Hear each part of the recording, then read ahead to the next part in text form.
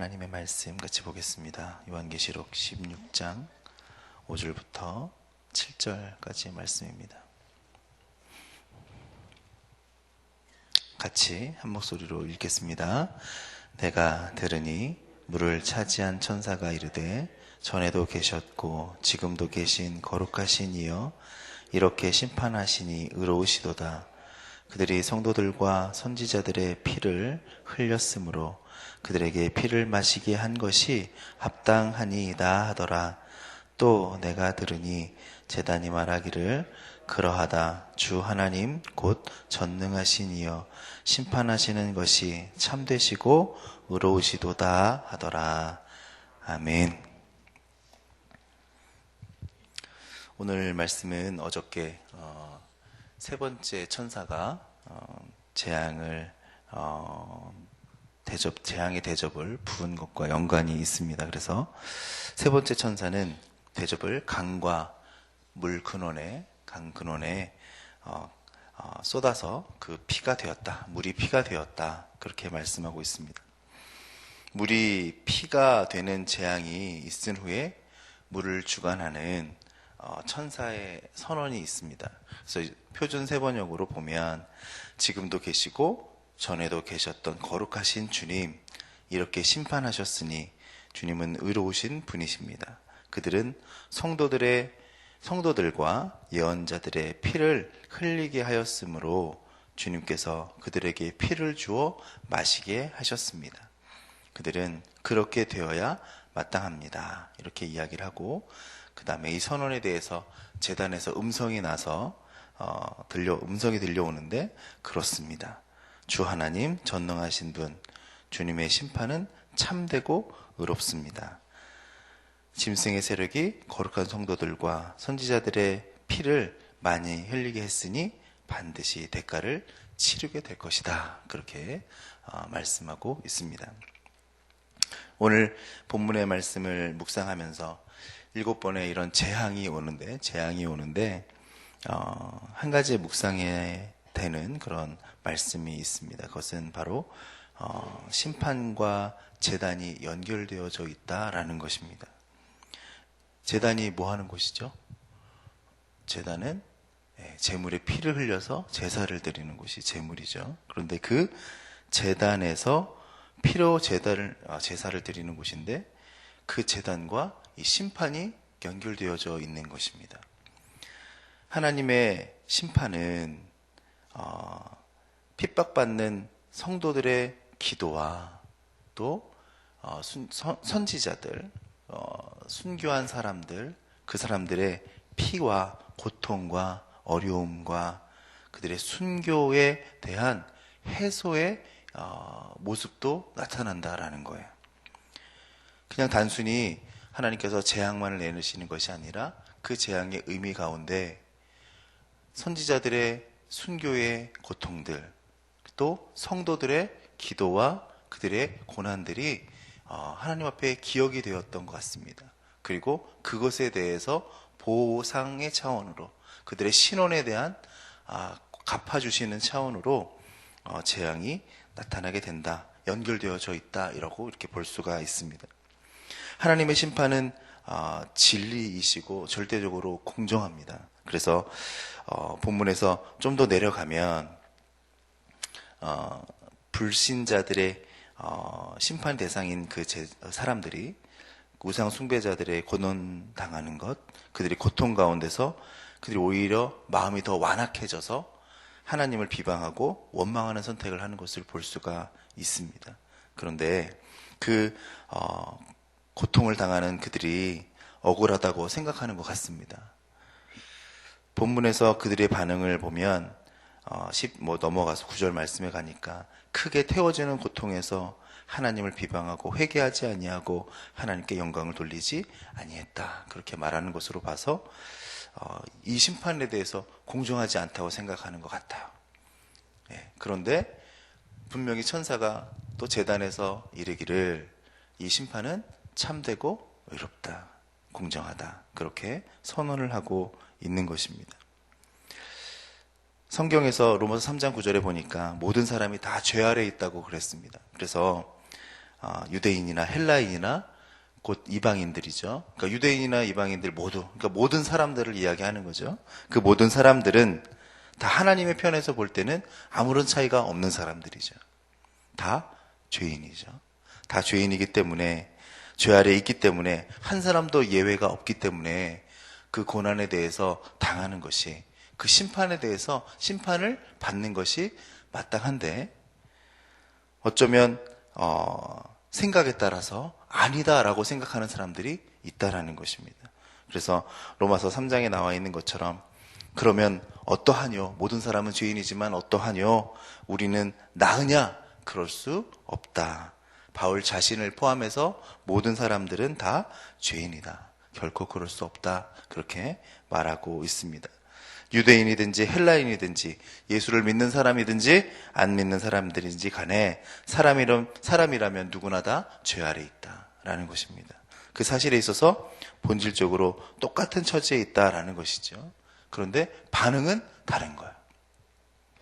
반응이 완전히 다르게 나타나고 있습니다.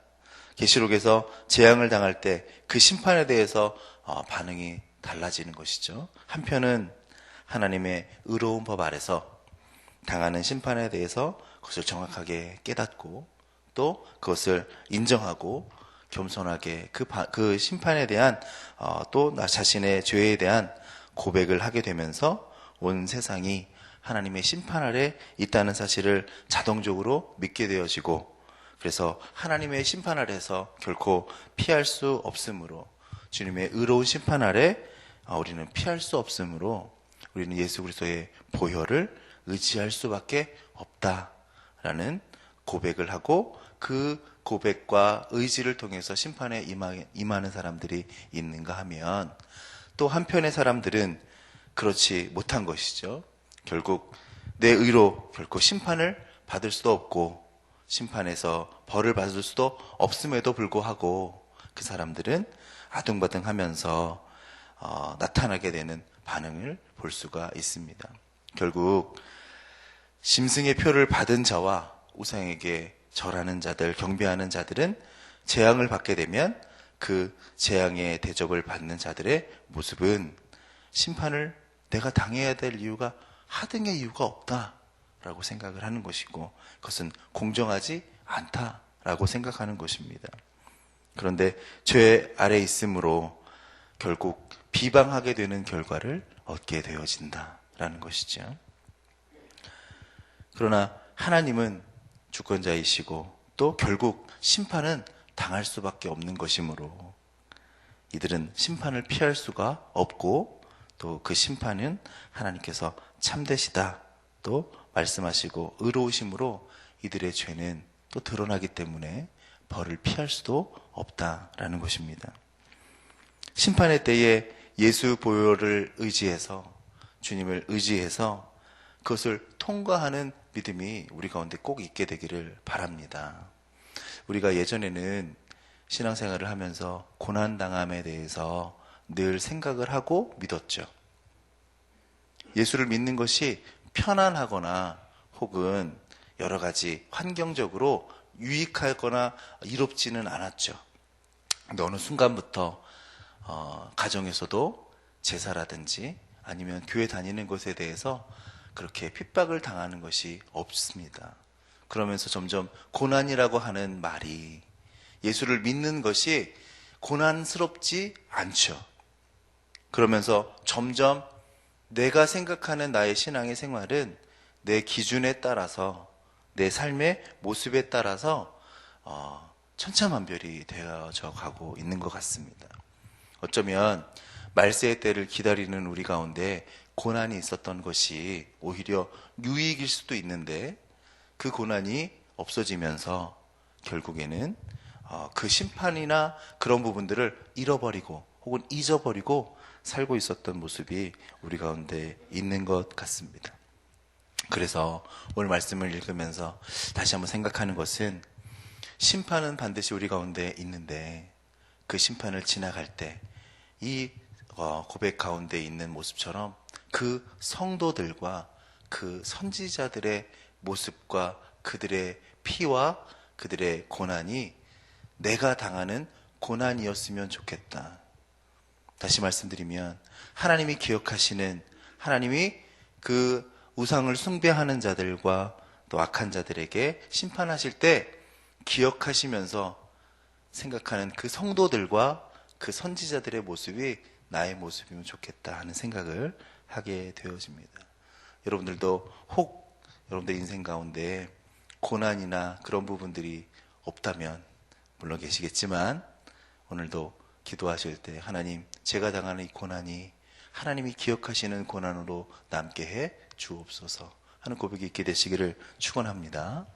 하나님이 기억하시는 고난이라면 반드시 하나님의 말씀에 합당할 것이고, 내가 내 의로 당하는 고난이 아니므로 주님이 그 고난에 대해서 분명히 기억하신다고 볼 수 있을 것 같습니다. 제가 아까 처음에 심판과 재단이 연결되어져 있다라고 묵상을 했다 그랬는데, 그것은 성도들의 피 흘림에 대해서 하나님이 심판하시는데 그게 합당하다는 거예요. 결코 이것이 그냥 복수하는 차원이 아니라는 거예요. 이것은 하나님의 기준으로 볼 때 합당한 것이다 라는 것입니다. 그래서 마지막 때 하나님의 심판의 때에는 성도들과 선지자들의 고난이 있었음을 말하고 있는 거예요. 고난이 없다면 그 재앙의 의미가 없어요. 하지만 고난이 있었으니까 거기에 대해서 의미를 가지게 되어집니다. 그리고 성도들의, 선지자들의 고난은 결국 하나님이 기억하신다. 그래서 의미를 갖게 된다라는 거예요. 누군가 기억을 해주면 그 삶이 의미가 있게 되어지잖아요. 아무도 모르면 그럴 수 없지만, 아무도 모른다 할지라도 하나님이 기억해 준다면 의미가 있는 거 아니겠어요? 그런 것처럼 우리가 고난을 당할 때 주님이 기억하신다는 사실을 다시 한번 믿고 우리가 살아가게 되는, 또 고난을 통과하게 되는 우리의 믿음이 되시기를 바랍니다. 고통을 당하게 되면 흔히 고통이 나를 성숙하게 한다 라고 하면서 고통에 대한, 고난에 대한 생각만 하게 되어집니다. 그런데 인생의 환난과 고통이 감사하게도 회개로 나타나게 되고, 또 인생의 성숙으로 이끄는 경우도 있지만 그렇지 못한 경우도 있는 것 같아요. 결국 반대로 고통 속에서 마음이 더 완악해지는 경우가 나타나는 것이 또 있습니다. 그리고 하나님을 비방하게 되고 영광을 돌리지 못하는 경우도 있습니다. 왜 나에게 이런 것을 주시는지 그 의미를 찾고 그것을 견뎌나가는 것이 아니라 오히려 그 고난 때문에, 고통 때문에 신앙을 버리게 되는, 잃어버리게 되는, 약하게 되는 그런 경우도 있는 것 같습니다. 그래서 고난은 어찌 보면 신자냐 불신자냐 하는 그 중요한 시금석이 되는 것 같습니다. 그래서 구약에 보니까 히스기야라는 왕이 있어요. 이 왕은 환란의 때에 하나님을 찾습니다. 아수르가 침략을 해왔어요.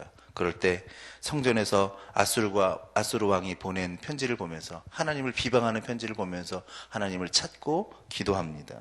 또 병이 걸렸을 때에도 주 앞에 간절히 기도하니까 15년의 생명을 더 연장하게 되는 복을 받게 되어지죠. 그런데 반대로 아합 왕이라는 사람이 있습니다. 이 왕은 그 나라가 기근이 들고 외적이 침입하고 또 그 백성들이 정말 도탄에 빠져서 살고 있는데 여전히 가뭄이 와도 물을 찾으러 다닐지언정 하나님을 찾지는 않고, 또 하나님의 사람 엘리야를 만나도 그가 엘리야를 통해서 하나님을 괴롭게 하는 사람이라고 말하고, 너 때문에 고난을 당한다 라고 이야기를 하죠. 사실 성경을 보면서 그 나라의 고통은 누구 때문에 찾아온 거면 찾아온 것이냐면 바로 아합 왕과 그 부인 이세벨 때문 아니겠습니까? 그런데 그 아합 왕은 악한 마음을 가짐으로 그들이 당하는 고난에 대해서 깨닫지 못하고 그 원인이 무엇인지 알지 못하고 결국 하나님의 선지자를 죽이려 하고 비방을 하는 그런 것을 볼 수가 있습니다. 심판의 때에, 고난의 때에 반응은 두 가지로 나타나는 것 같습니다. 그래서 하나님의 심판에 대해서도 그 반응에 따라서 하나님 앞에 고난당하는 그 사실을 인정받는 사람, 또 하나님 앞에 기억하는 사람은 바로 그 의미에 대해서 고난에 대한 의미가 있다, 그렇게 볼 수가 있는 것입니다. 저 오늘 여러분들이 선지자와 또 성도들의 고난이 결국 심판과 연결되어져 있으므로, 단순히 고난으로 끝나는 것이 아니므로, 그 고난이 무의미한 고난이 아니라, 혹은 내가 가지고 있는 것마저도 깎아먹는 고난이 아니라, 그 고난이 의미를 찾는 그러한 고난이 여러분들의 삶 가운데 있다면 그 고난으로 의미가 있는 고난이 되시기를 바랍니다. 그래서 하나님이 성도들과 선지자들의 피를 기억하신다라는 사실을 묵상하면서 우리가 당하는 지금의 어려움들마저도 우리 하나님은 다 기억하시는구나. 내가 당하는 일들을 결코 억울하지만 하나님께서는 기억하신다. 그리고 마지막 때에 심판하실 때 성도들의 피와 선지자들의 피 때문에 그 피를 흘리게 한 자들에게 하나님께서 재앙을 내려주신다는 사실을 다시 한번 볼 수 있습니다. 지금 당하는 고난이 결코 헛된 것이 아니고 하나님이 보응하심으로 이 고난을 잘 감당할 수 있는 여러분과 제가 되기를 바랍니다. 그래서 하나님을 찾는 역사가 나타나고 하나님을 보게 되는 일이 나타나고 믿음을 세워져가는 나타나는 그러한 일이 우리 가운데 있게 되기를 바랍니다. 요한계시록을 묵상하면서 우리가 생각하는 것은 주님이 이 세상의 말세의 때에 마지막을 지나면서 성도들과 또한 믿음을 가지고 살아가는 선지자들에게 하나님께서는 희망의 메시지를 주시기를 원하는 것 같습니다. 결코 요한계시록이 고난에 대한 이야기를 통해서 멸망받는 것을 이야기하는 것이 아니라 그러한 일들이 나타날 것을 대비해서 우리 믿는 자들이, 성도들이 고난을 잘 통과하기를, 또 우리 삶 가운데 더 힘을 내기를, 또 위로함을 받기를 원하는 말씀이 요한계시록의 말씀인 것으로 생각되어집니다. 그러므로 심판과 재단이 연결되어져 있고 피 흘림과 보응이 하나님 앞에 기억되어져 있는 것처럼 오늘 우리의 삶도 순간순간 주 앞에 기억되어지는, 주님이 또한 우리의 모든 삶 가운데 보상되어지고 보응해주는 그런 삶이 나타나게 되기를 주님의 이름으로 부탁을 드립니다. 기도하시겠습니다. 은혜와 사랑의 아버지 하나님, 오늘 말씀을 보면서 다시 한번 주 앞에 우리의 삶이 어떠한 삶으로 살아가고 있는지 되돌아보게 됩니다. 주님은 살아계시고 거룩하셔서 심판의 모든 것이 의로우신데, 그 의로운 심판 앞에 우리가 나아가게 될 때에 우리의 모습이 어떻게 기억되어질지 다시 한번 생각하며 살아갈 수 있도록 인도하여 주옵소서. 환난의 때에 주를 찾는 자가 있고 주를 비방하는 자가 있습니다. 우리의 삶 가운데 우리가 모든 당하는 고난 가운데 성도들의 피와 또한 선지자들의 피가 주 앞에 기억되어진 것처럼 오늘 우리의 삶이 주 앞에 그렇게 기억되어지는 삶으로 되게 하여 주옵소서. 혹 고난이 우리 가운데 주어져 있다면 그 고난을 예수 그리스도의 보혈의 피로 또한 우리의 믿음으로 성령의 충만함으로 통과해 나갈 수 있는 우리 삶이 되도록 역사하여 주옵소서. 예수님의 이름으로 기도하였사옵나이다. 아멘. 공동기도문 같이 기도하시겠습니다. 말씀과 삶이 어우러져야 참된 부흥이 일어나는 것을 믿습니다. 우리 허물과 연약함을 겸허하게 고백하며 말씀을 사모합니다. 진리의 말씀 성경에 약속된 하나님의 부흥을 기다립니다.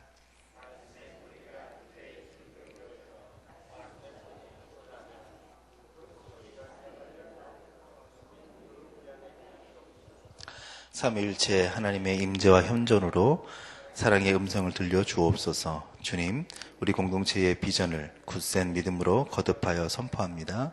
하나님 말씀의 거룩한 리더십으로 그리스도인의 삶과 세계를 변화시킨다. 아멘. 주기도문 하겠습니다. 하늘에 계신 우리 아버지의 이름을 거룩하게 하시며 아버지의 나라가 오게 하시며 아버지의 뜻이 하늘에서와 같이 땅에서도 이루어지게 하소서. 오늘 우리에게 일용할 양식을 주시고 우리가 우리에게 잘못한 사람을 용서하여 준 것 같이 우리 죄를 용서하여 주시고 우리를 시험에 빠지지 않게 하시고 악에서 구하소서. 나라와 권능과 영광이 영원히 아버지의 것입니다. 아멘. 지금 들은 말씀이 내 삶으로 이어지게 하옵소서.